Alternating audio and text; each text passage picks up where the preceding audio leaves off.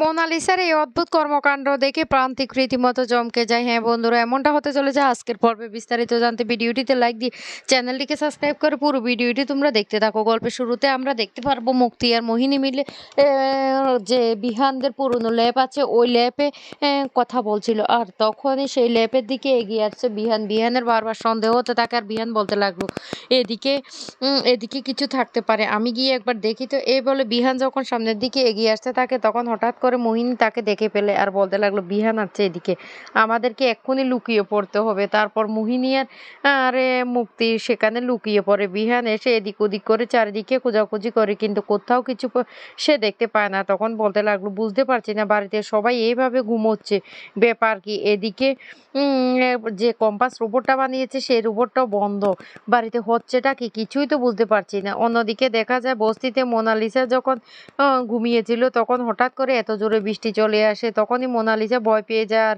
চিৎকার করতে থাকে রাজীব আর তার বোনকে, কিন্তু কেউ কোনো সাড়া দেয় না। তখন মোনালিসা বলতে লাগলো আমি এবার কি করব, পুরো ঘরের মধ্যে জল পড়ছে, এরা কি ঘরটাও একটু সারাতে পারে না? না, ওরা কোনো কাজকর্ম করবে না, এই সামান্য ছোট্ট একটা ঘর ওটাও ওরা সারাতে পারবে না। তখন কম্পাসে মোনালিসা চিৎকার করতে থাকে আর বলতে লাগলো কেউ আছো, কেউ আছো, আমাকে হেল্প করো, কিন্তু কেউ কোনো সাড়া দেয় না। তখন মোনালিসা কি করবে কিছু বুঝতে পারে না। এদিকে পুরো ঘরের মধ্যে জল পড়তে থাকে। তখনই মোনালিসা সেই এই জলগুলি কিভাবে আটকাবে বুদ্ধি না পেয়ে একটা একটা করে ঘরের সমস্ত বাসনগুলি এই ঘরের মধ্যে ছড়িয়ে ছিটিয়ে দেয় জলগুলি, এই যাতে ঘরের মধ্যে না পড়ে। কিন্তু তারপরেও পুরো ঘরটা ভিজে যায়। তখন মোনালিসা বলতে লাগলো এবার আমি কি করব, আমি কি করে আজকে রাতটা থাকবো, আমি তো কিছু বুঝতে পারছি না। এরপরে মোনালিসা দেখতে পায় তার যে খাবারগুলি সে খাবারের মধ্যেও জল পড়তে থাকে। মোনালিসা তখন বলতে লাগলো সারাদিন এমনিতে কিছু খায়নি, এখন না খেলেও ঘুম আসবে না, না না না, ভাতগুলো আমাকে আগে খেয়ে ফেলতে হবে। তারপর মোনালিসা সে ভাতগুলো নিয়ে বসে বসে খেতে শুরু করে। এদিকে প্রান্তিক আড়াল থেকে সবটা দেখে হাসতে থাকে আর বলতে লাগলো কি করব, কি করব মোনা ম্যাডাম, আপনাকে তো এইটুকু কষ্ট সহ্য করতে হবে, না হলে তো আপনি কি বুঝতে পারবেন না যে পৃথিবীতে মানুষ কত কষ্ট করে দিন কাটায়। আপনি তো আপনার দাদুর উপর নির্ভরশীল, তাই আপনাকে শুধরানোর জন্য আমাকে এইটুকু কাজ করতে হবে, আর সেটার জন্য আমি আপনার কাছে ক্ষমা চাইছি। এদিকে মোনালিসা যখন ভাতগুলি খেতে থাকে তখন মোনালিসা সত্যি এই ভাতের গুলি অনেক ভালো লাগে। মোনালিসা তখন বলতে লাগলো সত্যিই তো খাবারটা অনেক দারুণ হয়েছে, না এগুলো খেয়ে আমাকে ঘুমোতে হবে, না হলে আমি সারা রাত ঘুমোতে পারবো না। এদিকে কম্পাসকে বাড়িতে নিয়ে আসা হয় আর তখন সবাই খুব আনন্দ ও হই হুল্লোড় করতে থাকে কম্পাসকে দেখে। তখনই অখিলেশ বাবু বলতে লাগলো শুনো কম্পাস, আমি তোমাকে একটা কথা বলে রাখি, তুমি কিন্তু বাড়ি থেকে হুটহাট করে কোথাও বেরোবে না, এমনিতে তোমার অনেকটা ইনজুরি হয়েছে। তখনই কম্পাস বলতে লাগলো না আমি কোথাও যাব না। বিহান তখন বলতে লাগলো হ্যাঁ আমাকে প্রমিস করেছে সেই জন্য বাড়িতে নিয়ে এসেছি, না হলে এত তাড়াতাড়ি আমি কিছুতে ওকে বাড়িতে নিয়ে আসতাম না। কম্পাস তখন বলতে লাগলো দেখতে পেয়েছো সবাই আমাকে কিভাবে কিভাবে কথা বলছে। ঋতুজা তখন বলতে লাগলো ঠিক আছে ঠিক আছে, তোমরা এমনটা করো না তো। এদিকে কম্পাসকে বাড়িতে নিয়ে আসার আনন্দে বাবুলাল কাকা সবাইকে মিষ্টি দিতে থাকে, কিন্তু অরিন সেই মিষ্টিটা খায় না। ঋতুজা তখন বলতে লাগলো আজকে মিষ্টি আমি খাবো, আমাকে একটা দাও তো দেখি বাবুলাল কাকা। পৃথা তখন বলতে লাগলো কি রে ওরে, তুই এখনো বদলাবি না? তুই কি কথাগুলো কি আমাদের কথাগুলো তোর কানে নিচ্ছিস না? তোকে এতবার বোঝানোর পরও তুই সেই ভুলটা আবারও করছিস। অরিন তখন কিছু বলতে গেলে তখনই ঋতুজা বলতে লাগলো পৃথা দরকার নেই, কিচ্ছু বলার দরকার নেই, থাক, ওকে এভাবে মনে কষ্ট দিও না। আর ওর ভুল সঠিক ও একদিন ঠিক বুঝতে পারবে, আমাদের না বলার কোনো প্রয়োজনই।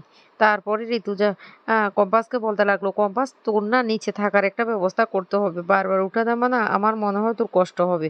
কম্পাস তখন বলতে লাগলো মা আমি তোমাকে বলছি তো আমার কোনো কষ্ট হবে না, আমি বারবার উঠানামা করব না। তখনই বিহান বলতে লাগলো মা তুমি ওর কথা একদম বিশ্বাস করো না, একদম বিশ্বাস করবে না ওর কথা, ও না একটা কথা বলে আবার ও ও বাকি কথাটা ঘুরিয়ে ফেলে। এই কথা বললে ঋতুজা তখন বলতে লাগলো এই তোরা সবাই মিলে এমনটা করছিস কেন রে? বিহান তখন বলতে লাগলো মা আমার না কেমন একটা অদ্ভুত মনে হচ্ছে, বাড়িতে ওই দিন সবাই এভাবে ঘুমোচ্ছে কেন? ঋতুজা তখন বলতে লাগলো সবাই তো কম্পাসকে নিয়ে চিন্তিত ছিল, আমার মনে হয় সবাই একটু রিল্যাক্স হয়েছে সেই জন্য ঘুমিয়েছে। তো তারপরও বিহান বলতে লাগলো না মা, আমার না বাড়ির সবার ঘুমটা কেমন একটা অদ্ভুত মনে হচ্ছে। রশ্মিকা তখন বলতে লাগলো, আমিও ছোটদা ভাইয়ের সাথে একমত। ওই টাইমে তো আমি কোনোদিন ঘুমাই না। ওই টাইমে আমি পড়ালেখা করি। তাহলে আর সবাই একসাথে এভাবে কেন ঘুমিয়ে গেল?